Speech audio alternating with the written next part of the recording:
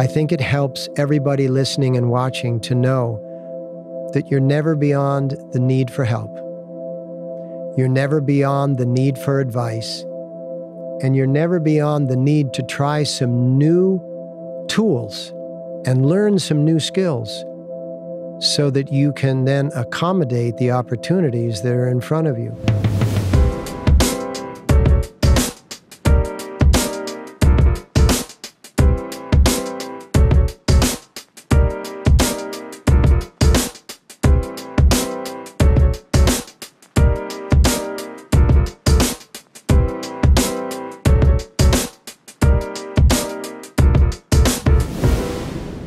What's up, all you beautiful earth-dwelling creatures and creators? Welcome to another incarnation of Guru Multiverse, where we wade into sacred waters, both metaphysical and practical. My co-host for this exploration is Guru Singh.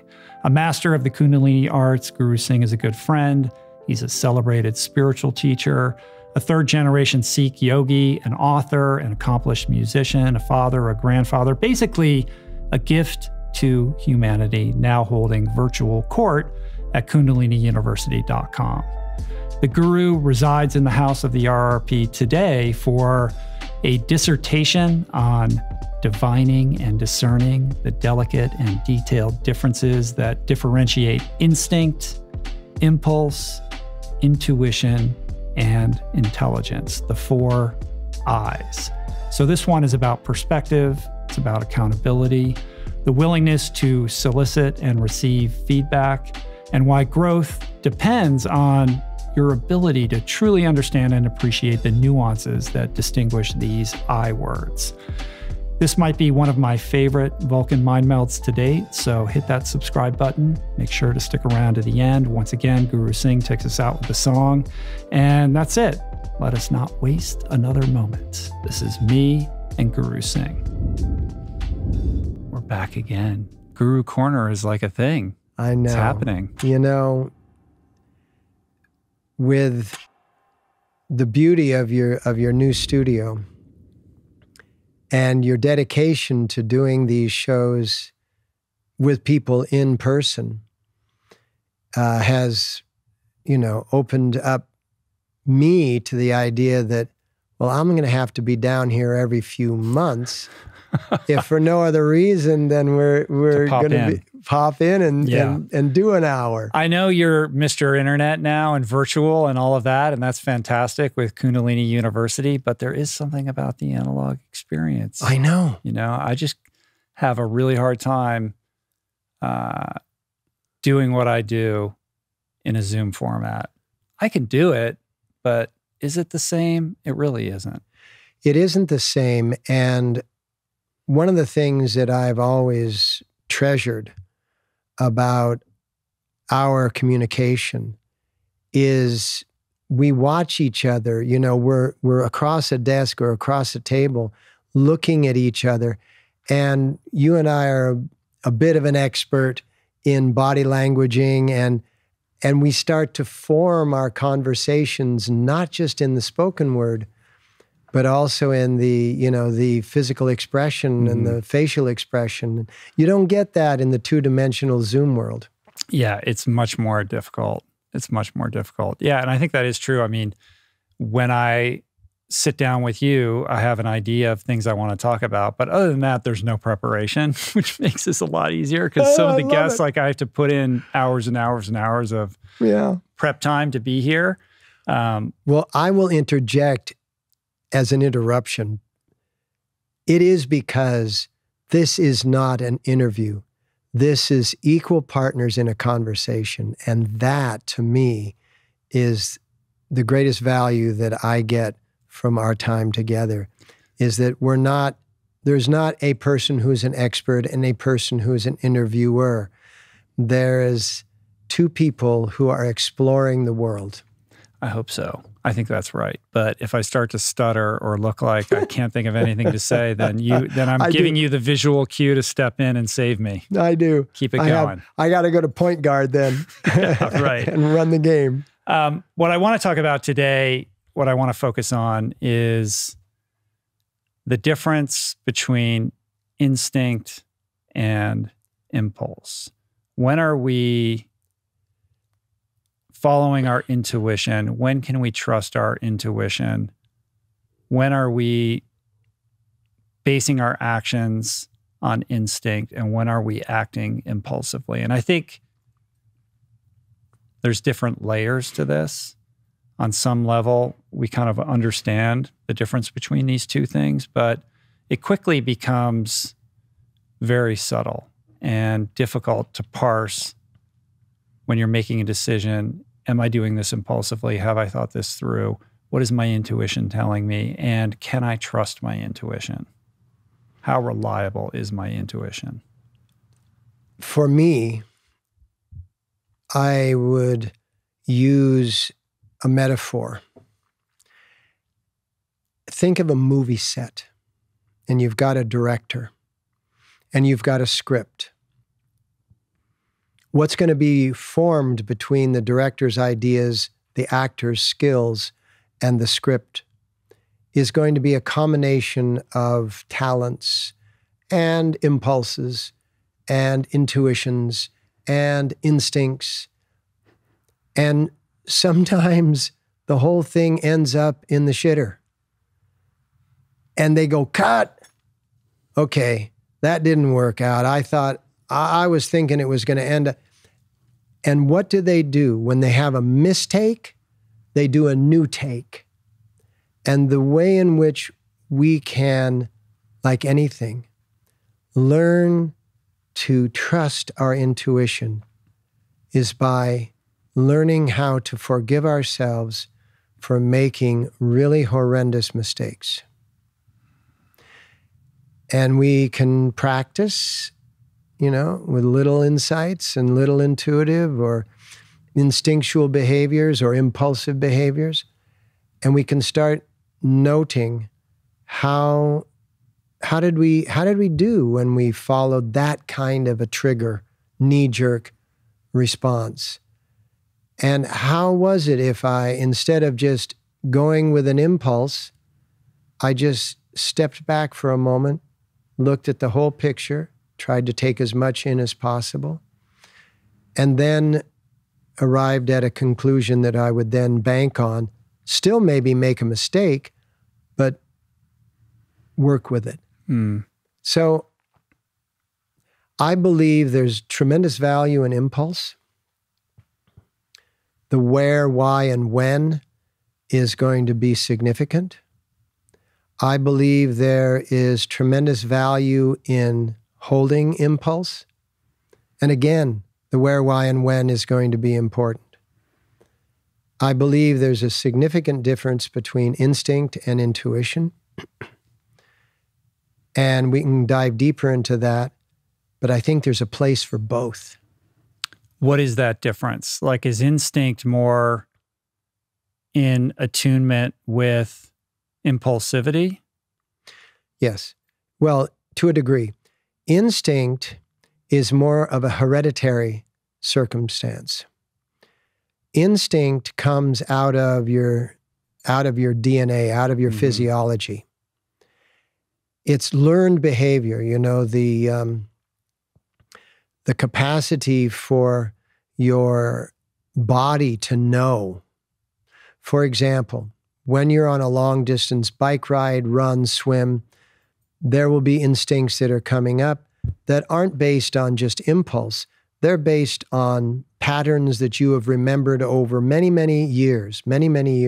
And they may be, in some ways, patterns that you've inherited from your mom and dad and your grandparents and generations. That's what instincts are. And instincts are stored in the body chemistry. The idea that you have this body intelligence is part of what the instinctual network is able to employ. Intuition, on the other hand, is less of physiology and more of a subtlety base. You start to build your intuitive skills through, as I've said in other ones of our interviews, through the use of the parasympathetic nervous system, the nervous system that takes a step back, the nervous system that takes in more of the information, the data field that is, present in the moment, and then starts to allow the correlations, or what's rapidly called correlations, between the different data points. When you're in that state of the parasympathetic theta brain, the dream time brain, all of a sudden, and you've learned how to get yourself into that state, you can start forming intuitive determinations or decisions that are not based on impulse, but they may take impulse into account. And so impulse doesn't control the show, but impulse gets to contribute to the show. And instinct doesn't control the show, but instinct also contributes. And so then all of a sudden you have impulse contributing, instinct contributing, body intelligence contributing, and larger pictures contributing. Then, this sounds like a complexity, but it can happen ultimately very rapidly. Then you can base a decision on all of this input. It's like instinct to me is like a really successful business leader, a really successful CEO that listens to all of the input and then comes to a conclusion that is collective, or what is called in my world the elevated paradox. You've got all of the issues that are competing for space, and then you've got the paradoxical issue that just sort of arises from that tension and pressure. The four I's. Yeah, we have instinct, impulse, intuition, and intelligence. Beautiful. Right? Yeah. They overlap a little bit with each other. I mean, the way that I've always thought about this is instinct, yes, this is something that's bred into our DNA as animals that have evolved over millennia. Impulse is a reflection of our emotional bodies and the experiences and traumas and stresses that we've had over the course of our lifetimes. We have buttons that have been installed that when they get pushed, we act impulsively. There's not, a lot of neural activity in terms of like intelligence that comes into play. We react without thinking about it.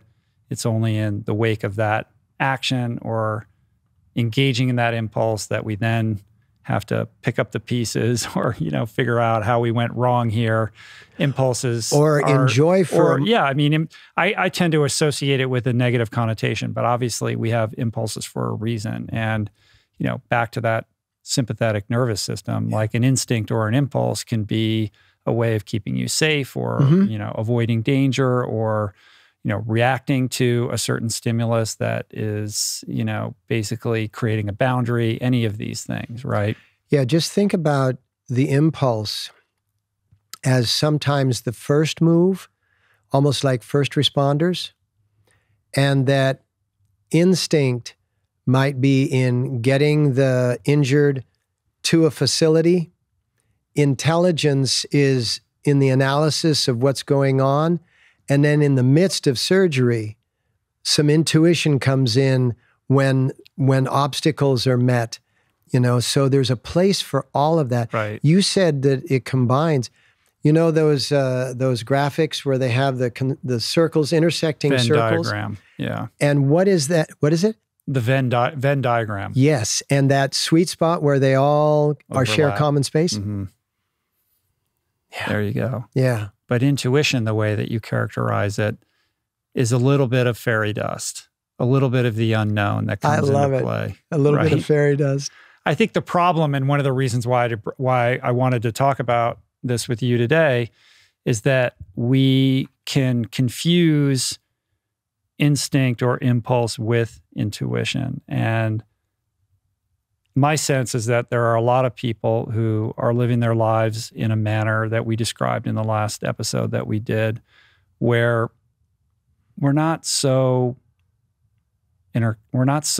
connected to ourselves. We're living our lives reactively. We're, going to our job and waking up and just trying to get by, and we're inoculating ourselves with media, et cetera. And there's not a lot of internal reflection, and there's a dissonance between the higher self and kind of the operating system that's carrying this, human machine through life. And I think short of really engaging in that internal work of self-understanding, this exploration that I'd like to think that I'm on and that I know that you're on, of trying to understand ourselves and trying to reconcile those past traumas and make sense of them and become more self-actualized and whole, that we begin to develop a sense of the difference between intuition and instinct, in that we begin to be able to trust our intuition. Like, one of the things that I learned early in sobriety is that I couldn't trust my intuition, because my intuition had led me astray. It had been kidnapped or co-opted by substances and thought patterns and behaviors that had taken me to some dark places. Like, I would think, my instinct was, oh, do that, or I'm conflating these terms, but my intuition was, I should do this, and then I'd end up in some terrible situation, right? Yeah. So in early sobriety, I didn't feel like I could trust my intuition. And I was told that it would probably be a good idea to not trust my intuition until I had kind of done enough of this work to the point where I could dip my toe back into that, test it. Oh, that worked out. Maybe I can trust it a little bit more, trust it a little bit more, trust it a little bit more, to the point where now I feel very confident in trusting my intuition. But that was not something that happened overnight. Yeah. I think intuition, you've just framed it beautifully. What your communication just there brought into me was, intuition is a little bit like a pilot's license. There's a lot of ground skill that you have to go through, reading and trying things before you actually end up in an airplane. And so intuition is very, very real, but the skill set needs to be developed. And oftentimes, you said people mistakenly equate emotion or impulse or instinct for intuition. I think that a lot of people on a spiritual path will be mistaken in the opposite direction. They'll think that they're intuitively feeling something, and all they're actually feeling is just a really strong emotion, and so they're disguising what would be impulse by holding an emotional impulse at bay long enough so it feels like it's qualified to make the decision. And it's a little bit like, a person that's just taught themselves how to golf or play tennis. And then they find a teacher, and the teacher has to undo everything that they've been doing. And so they get worse at playing golf until they get better. Right. And I believe that it's the same way with using the four eyes, that you can use them successfully, but if you're learning how to train the intuition, to train your instincts to come in when you need that instinctual behavior, to train the impulse to be able to come in when you need it. I mean, driving a car, you better have some good instincts and some good impulses, because things can fly at you right and left, and you need to be able to respond and sometimes really react. And then there's times when you can follow the intelligent pathway into the intuitive realm, and it's successful. But I certainly wouldn't drive my car on intuition. No. You'd look like an idiot on the road. I feel like this process requires an objective outside counselor, like whether that's a mentor or a spiritual guide or a teacher or a sponsor, somebody who can reflect back to you the truth of the decisions that you're trying to make. I mean, a perfect example would be somebody who's in a string of bad relationships and is all ready to commit to this new guy. I know he's abusive, but like, I think this is going to be different. My intuition is telling me that this is the one. It's like, no, that's not a well-honed intuition. That is programming built in by dint of a terrible relationship with your father who modeled bad behavior and has crossed the wires in your brain to put you in this position where you're attracted to that unhealthy behavior. Wow. Until we untangle that knot and really look at why you keep ending up in these types of relationships, you're going to continue to do it. And you're going to delude yourself that you're acting on your intuition when in truth, you're acting impulsively based upon trauma and, emotional circumstances that were beyond your control at a very early age. That is profound. And you said it when you first entered sobriety. I didn't trust my intuition. That's appropriate. There's an appropriate time if a person is sort of fixated and addicted to bad relation because of the programming that scrambled, I'm just reusing your words, that scrambled the internal relational wiring from a bad father or a bad uncle or a bad this or a bad that. And then that is the time to not trust your intuition.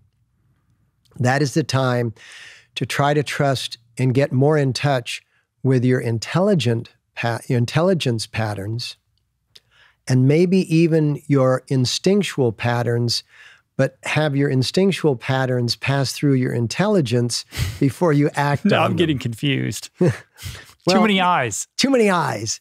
But really, what you're looking at is sometimes you have to be that witness. Sometimes you have to be that guide or that sponsor.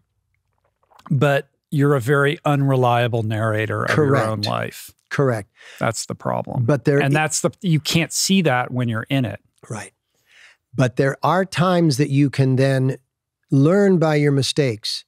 And in that, not seeing it when you're in it, learning by your mistakes requires the giving forward, which is forgiving. Mm-hmm. The giving forward in order to learn from the lesson and give yourself forward into the new opportunities rather than be cringed by the lesson, crushed by the lesson, and forced to never learn another lesson in that category and just be single for your whole life, right? Or whatever else is, the circumstance. Being able to give yourself forward, to forgive yourself and allow yourself to learn, to make the mistake, like I said, on the movie set, cut. Mm-hmm. Cut your loss. But in that context, you have a director who is the objective outside observer who says, cut, this is not working. You're way off track here. Your intuition is leading you astray. Yeah. I think we all need some version of that person as a mirror, as a non-interested party who can reflect back the truth of the decisions that you're trying to make. That's interesting that you want to do that. Tell me more about why you think that's a good idea. That is the value of a lot of things. That's the value of having a sponsor in sobriety. That's the value of having a therapist in life. That's the value of having a teacher, a counselor. That's the value of having that witness. And, in today's world, the idea of a guru, and by the way, I'm not selling myself here because my name is Guru Singh. It's not my position or title. But the idea of the guru, right? The teacher, the wise one, the one who's been through it before. And however you assimilate that, whether it's a sponsor, a witness, a friend, I call it an accountability buddy. I have an accountability buddy. I have an accountability buddy in my wife. I have accountability buddies in my children.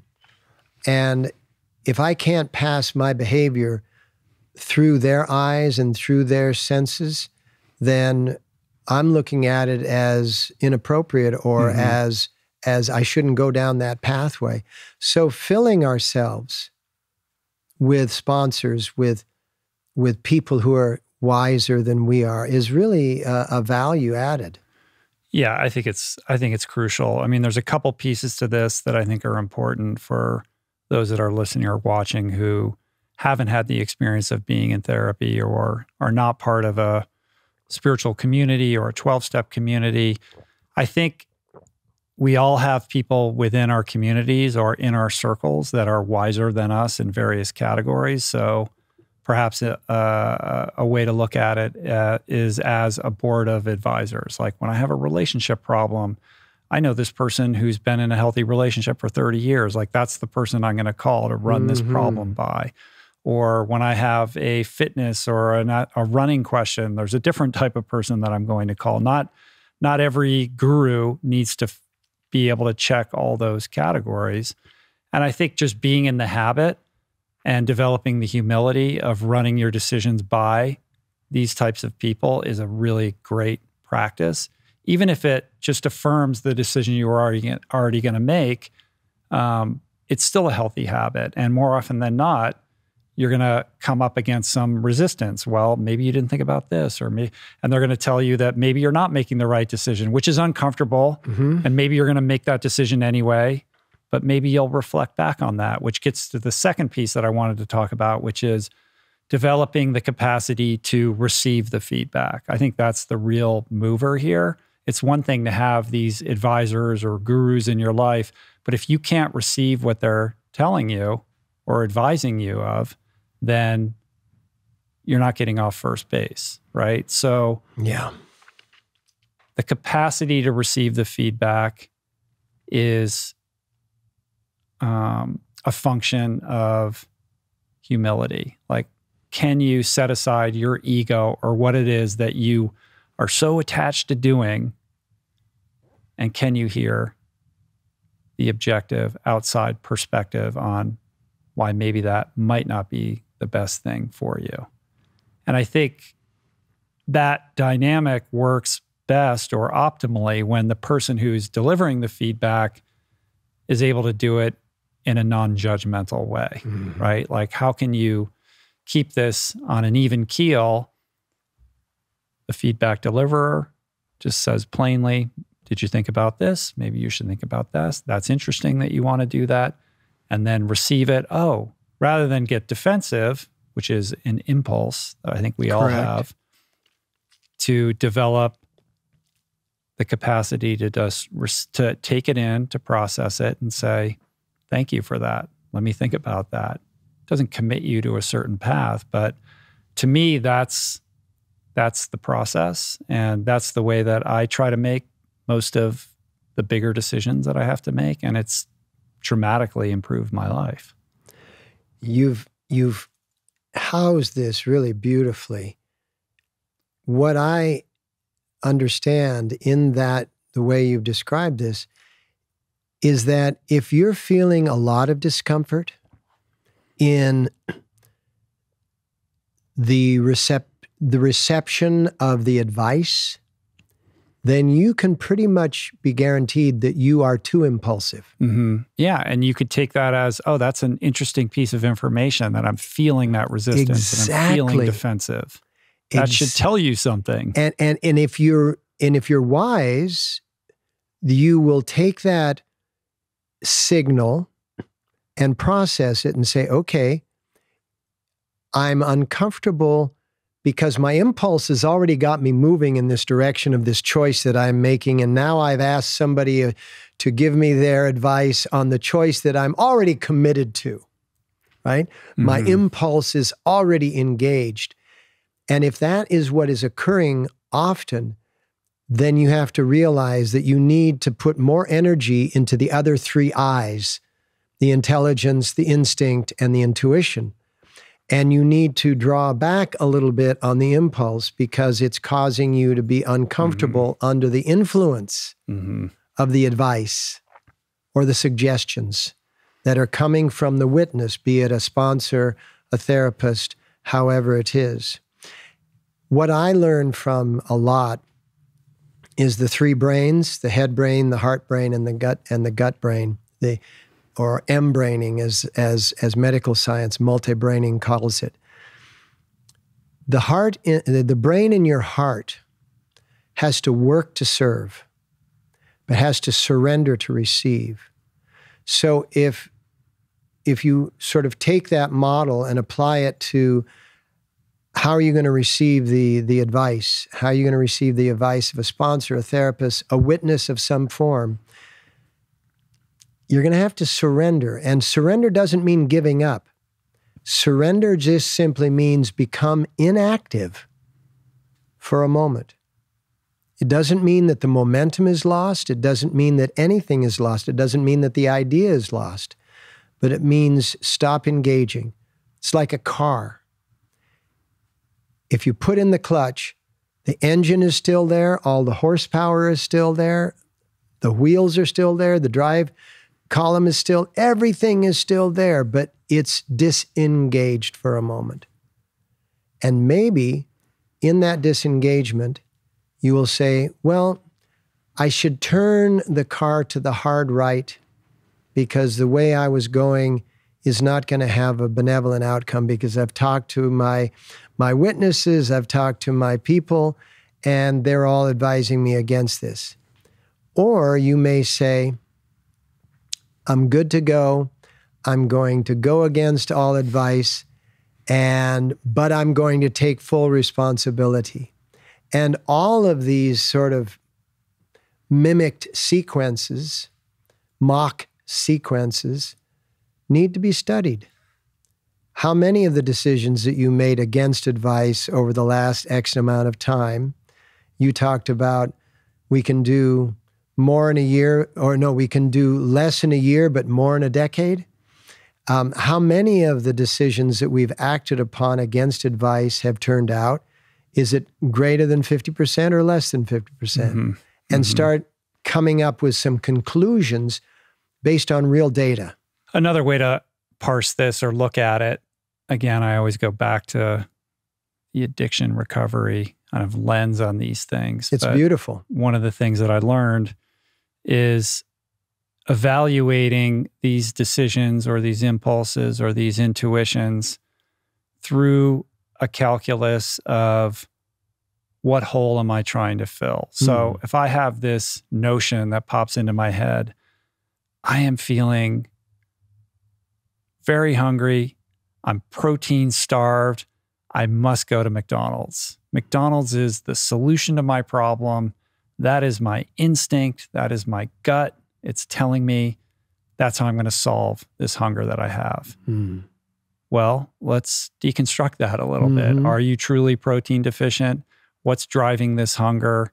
And what is the emotional discomfort that you're feeling right now that your unconscious mind is telling you will be resolved by putting a gigantic amount of calories into your gut as quickly as possible that will essentially sedate you. It's an addictive response to an emotional discomfort that's driving that decision.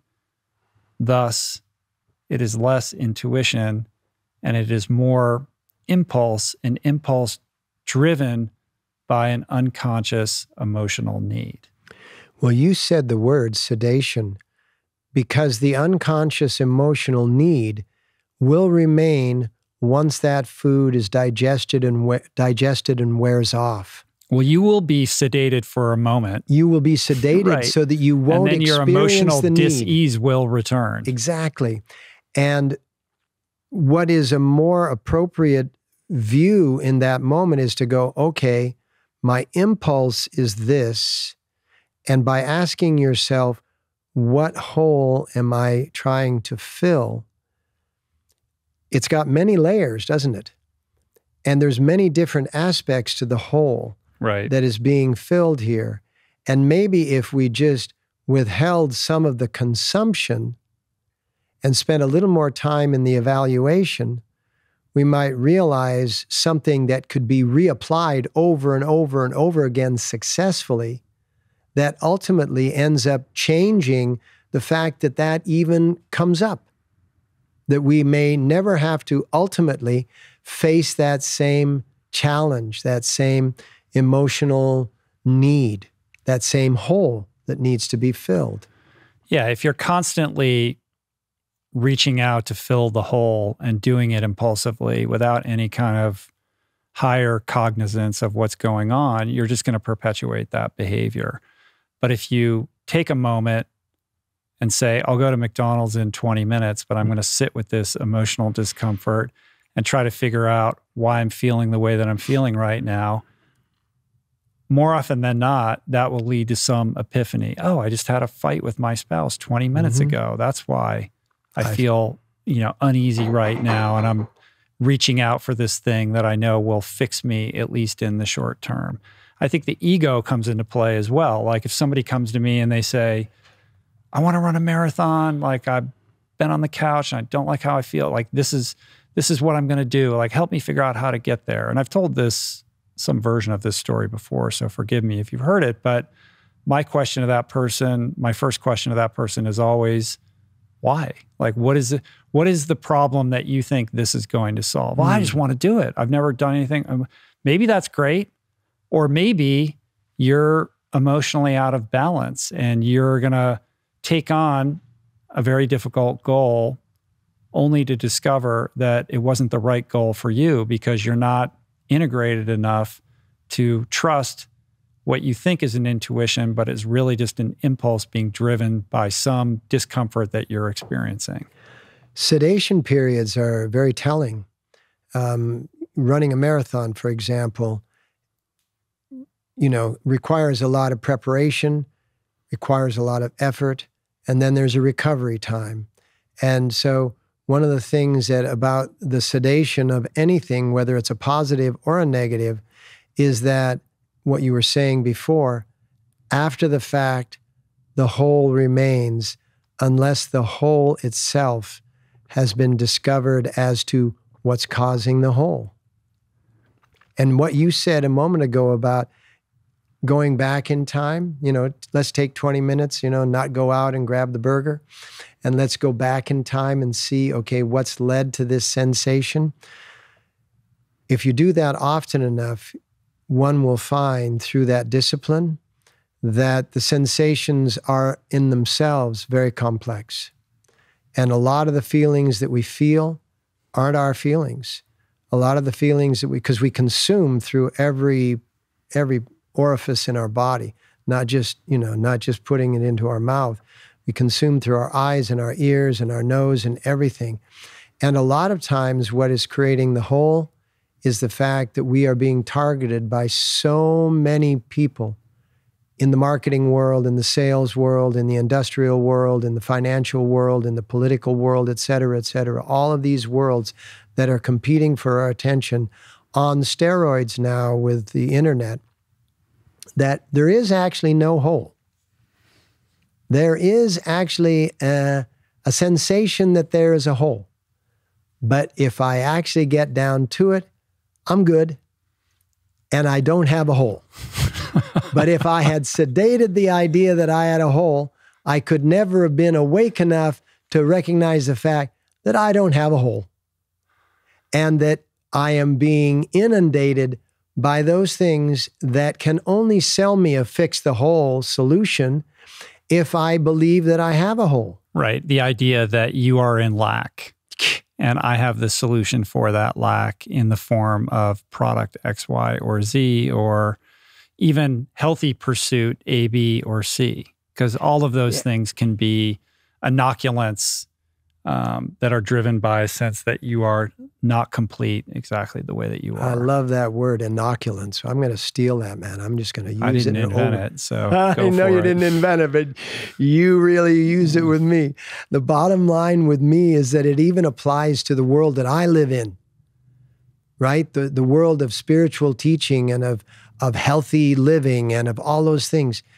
Sometimes if a person can just go down inside themselves, learn a technique to go down inside themselves and evaluate themselves, they'll find out that, in fact, they're okay the way they are. It's just all of this other paraphernalia. And so it might be more of a reductionary practice rather than an additive practice. Let's add this to my life. Let's add this to my life. Or maybe it's let me subtract this from my life. Let me subtract this from my life. And if I do that, not to a place of renunciation, but to a place of at least I can see and be more clear, that becomes a place where I can feel I don't have a hole. I am whole. I am complete. It's hard though, man. It's so much more fun to add stuff. Subtracting stuff is painful, of course, more meaningful ultimately, but the extent to which this game is rigged against us. It is rigged. I mean, the lengths that we will go, myself included, to avoid just having to sit quietly with ourselves is insane.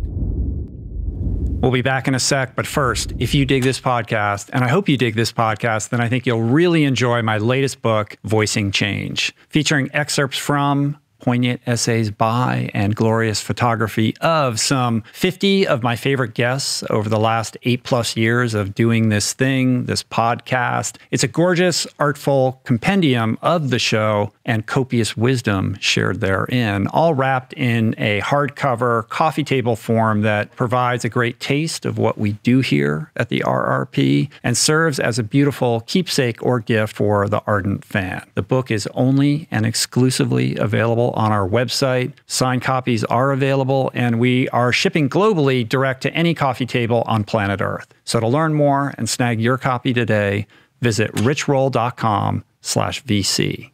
That's richroll.com/VC. All right, let's get back into it. Well, I remember you and I once having a conversation around the weighted blanket. And I still sleep with it every night. And all the relationship is with that weighted blanket is to literally force you to not move, to sequester the impulse while you're unconscious, and it holds you in place. You know, the weighted blanket is very much like, in biblical terms, the swaddling clothes, and in Native Indigenous terms, the papoose, whereby the child was held and contained and really found that the flailing of the arms and legs or the movement at nighttime was what was causing the sensation of I need to move more, because that movement didn't give me everything I need. And so I love it because that weighted blanket changed your world. Yeah. And that weighted blanket is a forced stillness. I'm just a baby that needs to be swaddled. I love it. Yeah, it's this calming but that impact is your on innocence your sympathetic nervous system. It's a feeling that it creates this feeling of safety, right? Like you're okay. You can relax. You can let your guard down. You don't need to be in fight or flight. All is well with the world. You are complete. Go to sleep now. We were talking impulse, intuition, instinct, and intelligence. You know, impulse is a little bit like the old biblical terminology where such and such begets such and such more, right? Using the word begets, right? And impulse or movement or knee-jerk reaction can tend to inflate the circumstance. And not always, but when it does, inflate the circumstance, and then you have to move and become even more impulsive, and then you have to move and become even more impulsive. And so that's when I'm just saying that sometimes, like with a weighted blanket, if you subtract an impulsive move rather than enact an impulsive move, and just give yourself a little bit of time to open the brain's aperture. You know, we're on camera right now. We're, opening up the aperture of that camera is going to feed more light into it. It's going to give more information into it. When we can open up the aperture of our own mind and bring in more information, maybe that additional information is the circumstances which can avoid what are often called the unintended consequence. Yeah, that goes back to being receptive to that type of feedback. When I reflect back on the history of the decisions that I've made before getting sober and then throughout my sobriety, it's very revealing. Like I realize only in retrospect that most of the decisions that I made when I was drinking and using were purely impulsive, driven by the idea that I had a hole, or just a sense of overall discomfort with myself that must be quelled. And I found substance as a means of accomplishing that. It worked until it stopped working. But in tandem with that was a drive to just be a pleasure seeker, to never be in that discomfort, to never look at it, to never try to deconstruct it or understand it or work through it. Just make it go away as quickly as possible for as long as possible. Then you get sober, you have this explosion of emotions that are very confusing and disorienting. And with that, I developed the reflex to run my decisions by other people, peers within that community, sponsor, etc. And more often than not, irrespective of the feedback, I would still make the impulsive decision. So I had to do that for a period of time and did exactly what you said, which is tally an inventory of how that worked out. My sponsor would say, okay, you're going to do what you're going to do. Here's what I'm not attached to whatever you do, but here's what I think. Make the wrong decision, suffer the circumstances of that, reflect upon it, do it again, do it again, do it again, do it again, until my actions started to align with the feedback that I was getting. And I started to notice that my impulses were becoming more intuitive, and the decisions that I was exploring were more consistently aligned with the feedback that I was getting, instead of getting feedback that made me defensive because this person was telling me I shouldn't do the thing that I want to do or kind of already had decided that I was going to do. The feedback was saying, yeah, I think that's a good decision, or go for that. Then I reached a sort of Rubicon with the whole thing where I wanted to explore myself as an athlete. It's like, I think I want to do this Ultraman race. I mean, for an addict or an alcoholic to be like, I've never done an Ironman, but I'm going to go do this double Ironman. Any sponsor is going to tell you, like, that's probably not a good idea, or I think maybe you're out of alignment, or perhaps you should, reflect on that a little bit more. But that was a situation in which I felt confident and comfortable in my intuition, even though it didn't match up with the feedback that I was getting, because I'd done 10 plus years of work to get to that point. And I didn't have any guilt in making the decision to pursue that, even though it wasn't in alignment with the feedback that I was getting. How'd that work out? At the point, it changed my life, and it was great. And but the important piece in that whole thing is all the work that went into getting to that place where I could then go my own way and feel confident and comfortable that my intuition was guiding me rather than handicapping me. Oh, man. I love that experience that you just took me through, because let's apply it to the world of having advisors, having a guru, having a teacher, having a therapist, having a this, having a that. It can't be a forever kind of event as a only source of your well-being. There has to come a place where you are self-reliant. And it doesn't mean that you throw away the advisors and just go it on your own. But it means that you are able to create a segue between the advice and what you believe is your own budding intuition, that you are starting to become wiser, more intelligent, less impulsive. And if you can build that trust over time by going it your way, making a mistake, forgiving yourself, picking yourself back up, acknowledging that you could use a little more advice before you go out and do it your own way again. And then when you do finally get to that place where you can begin to trust your own intuitive, your own inner sense, that's what gives you the strength. And that is what the idea of a teacher, a guru, a therapist, a sponsor, a witness, anything is all about. People in the world of therapy, people in the world of spirituality, people in the world of any number of things will sometimes get locked into a one perspective is what I always go to. I always go to this person. I always go to this, but this person knows best for me. And like you said previously, you would go to somebody different for marriage counseling than you might for running counseling as to what's the best way to go forward. And that's the same kind of trap that we can get addicted to our advisor. Mm-hmm.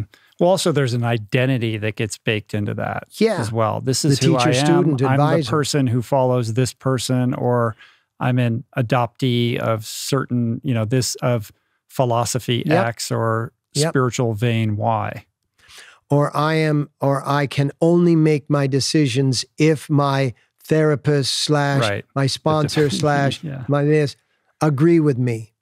And that provides, if we can use the metaphor, a muscular atrophy in that self-reliance. Mm-hmm. The student must leave the nest at some point. Exactly. And so in these worlds of advisory and in these worlds of building the intuitive muscle and building in reducing the impulsive nature and balancing it out with the other three eyes, this world has to become a world ultimately of self-reliance that is still willing to be a student, still willing to receive that incredible, hey, I think about that if I were you. I know you've been doing this for a lot of time, but I'm just looking from a different angle and I'm not seeing it.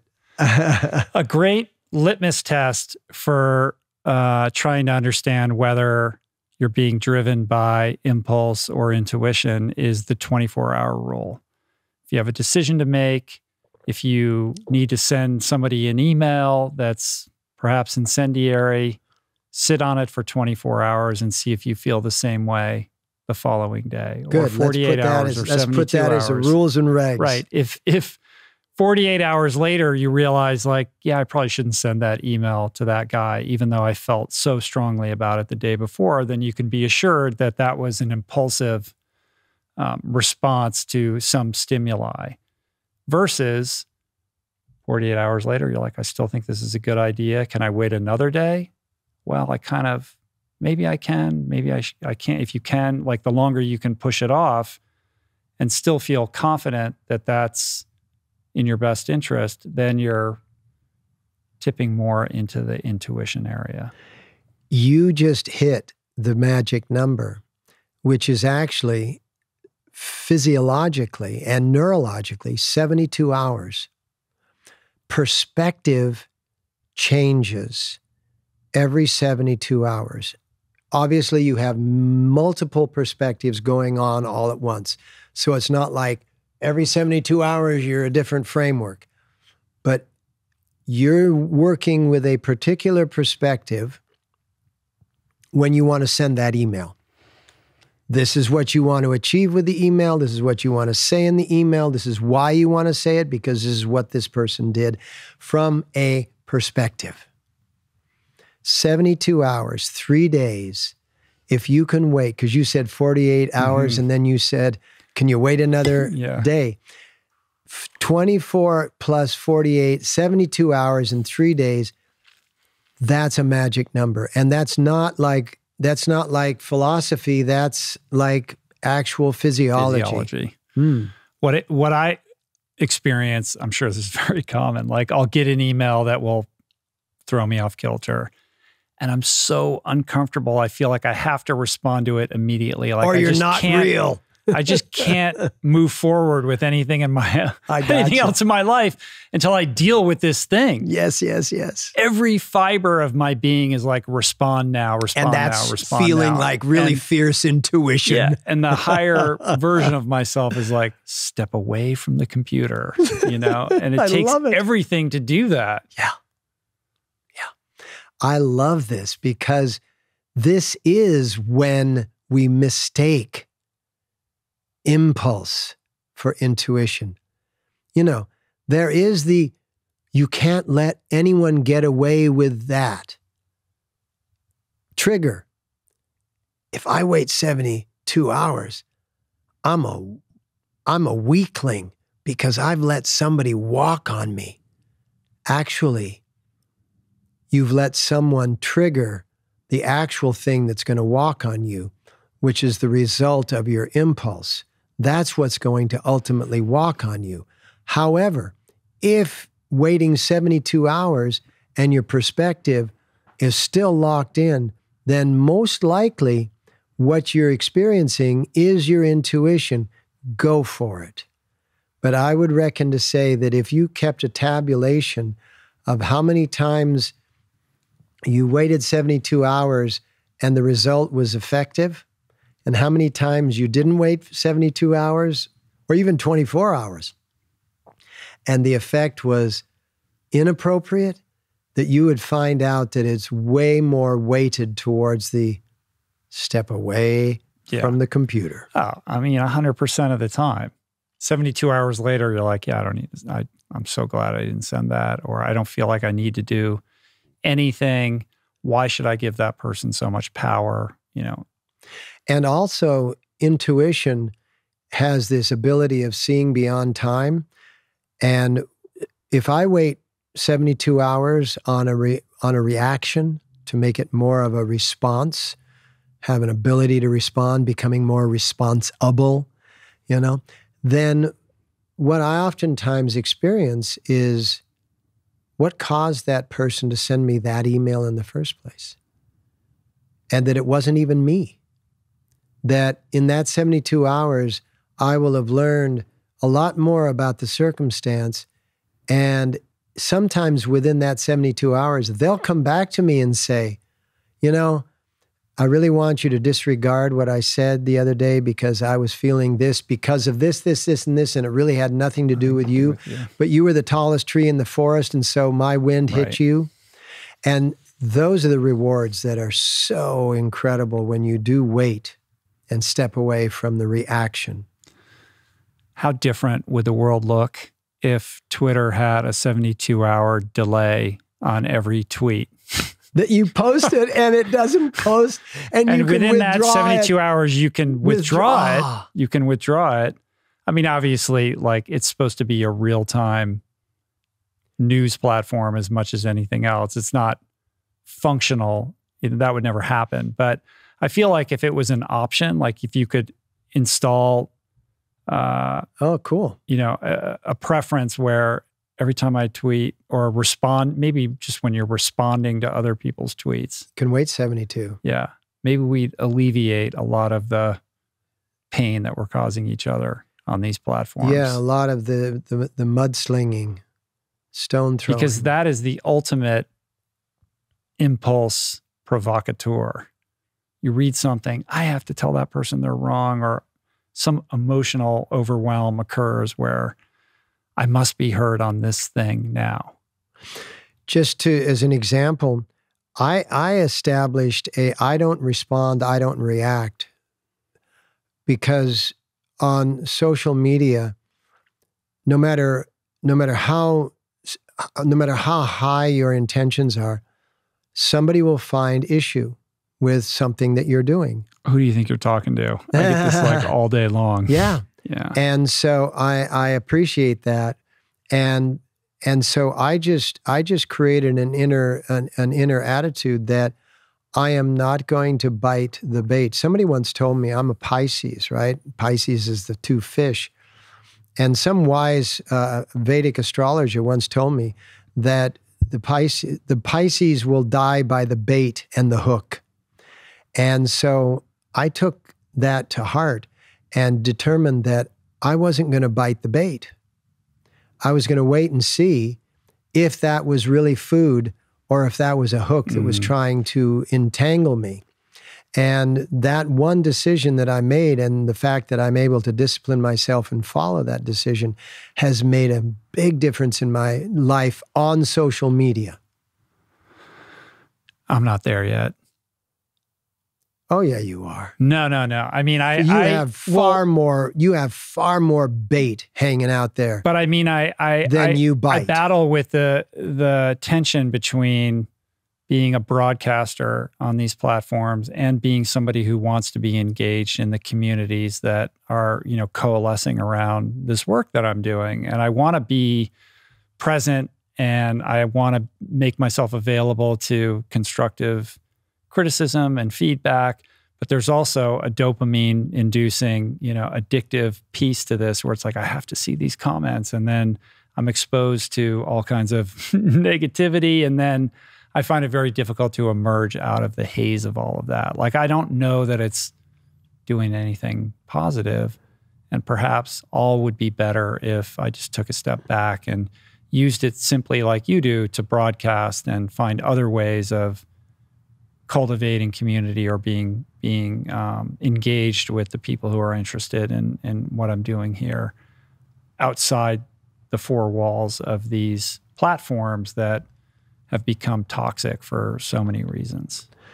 Well, I would say that there is a moment in the race in which every cell in your body is screaming at you to quit. And kind of like hitting the wall. If in responding to negativity, you have the same discipline that you do that has made you a successful runner, bicyclist, swimmer. With everything else that goes on, you're a vegan triathlete. That if you could use the same deflectors,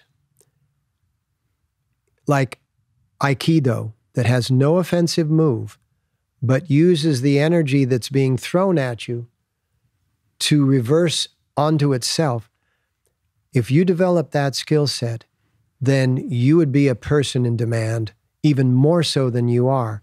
Because the old saying, the tallest tree catches the most wind.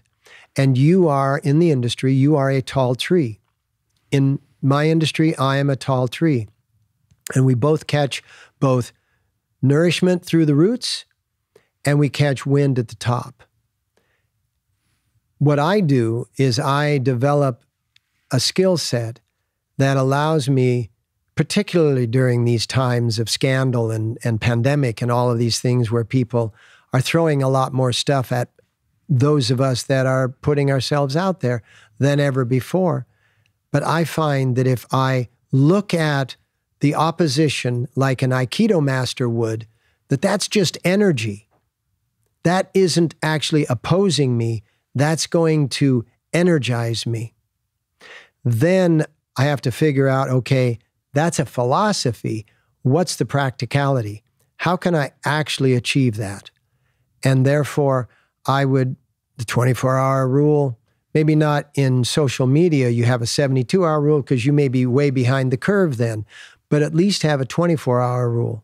And if nothing else, have a 12-hour rule, on certain things, but also have ways in which it can become less personal, because there has to be an opportunity within your own nervous system to be able to take the criticism, which is obviously not personal because nobody except a few people know you, so they can't say who you are or what you've done, and make it less personal, and it ultimately becomes more of a teaching mechanism because that's what you're doing all the time. I mean, you don't have the kind of following that you have because you're an authority. You have the following because you love authorities. And you gather authorities together, and people know that if you want to know something about anything, go to the Rich Roll podcast and look through it, and you will find, because he's got an admiration, and maybe I don't want to use the word authority, he's got admiration for wisdom. He's got admiration for people who are very intuitive, who are very intelligent. And that's And then you present those things. And for some of those things, you get deep negative feedback. And in that way, you apply the art of Aikido, which simply means no offensive moves. It's the Tao of no offensive moves. And you understand that you presented something, somebody had a bad experience with it, but that wasn't about you. Of the 1,000 or 2,000 people that had a bad experience with it, there were 50, 70, 100,000 who had a really good experience from it. And so the ratio is still super positive. I'll try to bear that in mind. You got to, because you're doing such incredible work. Such a people pleaser, though. I have so many insecurities around this that I fall prey to, seeking validation in the wrong places, because I still delude myself into that belief that there is a hole that must be filled, and chasing the fulfillment of that hole in all the wrong places. And I'm just calling myself out as a human being that when I'm not spiritually fit, I can find myself doing that. And it always leads to a not so good place. Well, let us both call ourselves out in this moment, just so that the audience that is watching or listening can understand that happens to all of us. This last year, I've had to learn a lot of new tools to deal with depression. I've had to learn a lot of new tools to deal with pushback, really negative pushback. And so I think it helps everybody listening and watching to know that you're never beyond the need for help. You're never beyond the need for advice. And you're never beyond the need to try some new tools and learn some new skills so that you can then accommodate the opportunities that are in front of you. Because as they often say, all the negative is just the positive with its ass end forward. Mm-hmm. And it all begins with a commitment to hone that intuition. And to do that, we need teachers, we need advisors, we need humility, we need curiosity, we need wisdom, we need gurus, and a good place to begin that journey. And we need forgiveness. Just might be forgiveness, compassion, gratitude, and we can go on forever. Yeah. But if you're interested in beginning that process, perhaps a good place to start would be the Kundalini University. Yeah. All of a sudden. How's that for a plug? All of a sudden, I'm going to stick the landing. You just talk about a good partnership here. Yeah. We do teach. We teach emotional well-being. We teach mental well-being. We teach physical well-being through the ancient science of Kundalini yoga and meditation, and also through other things too, the spiritual world, the emotional world, the mental world, the physical world, kundaliniuniversity.com. And it's not the only school. I'm not even going to say to anybody out there that it's the best school, but it's my school, so it's the school that I'm going to promote. But I'm not going to try to promote it by putting anything else down. It has an opportunity. And if you look us up, you'll see that there's so many ways in which you can engage us, whether it's the simple freedom of a daily reminder, or the larger investment of a 16-week, 200-hour course. I love the daily emails. Sometimes I'm like, another one of these? I don't have time to read this. I know. People have told me that, and it doesn't hurt my feelings but whatsoever. Just the fact that it's there. I go, another one of these? I don't have time to write it. I'm in a bad mood. Delete. Like, I just can't do it today. Yeah. I love it. You're so honest. The next day, there it is. You got it. It's always showing up, no matter what. Isn't that the beauty? The beauty of the digital age is really more important than the negativity of the digital age, because it is so consistent. Yeah. It doesn't have an emotional letdown. No. It always shows up. Relentlessly. Well, always a treat and a pleasure to talk to you, my friend. Thank you for gracing us with your presence. We'll do it again sometime We'll do it again soon. And until then, peace, plants, gratitude, and take us out with a song. Yeah, Do that I'd love to. Cool. I'd love to. Look at Jason. He's all fired up to be a music tech. Yeah. Guitar tech. Good. It's so good. Oh, you know, some great friends of mine, every Kundalini class ends with this. Some great friends of mine in the incredible string band way back in the 1960s wrote a song in the round, you know, and the refrain to it was, may the long time sun shine down upon you. All everlasting love and joy surround you.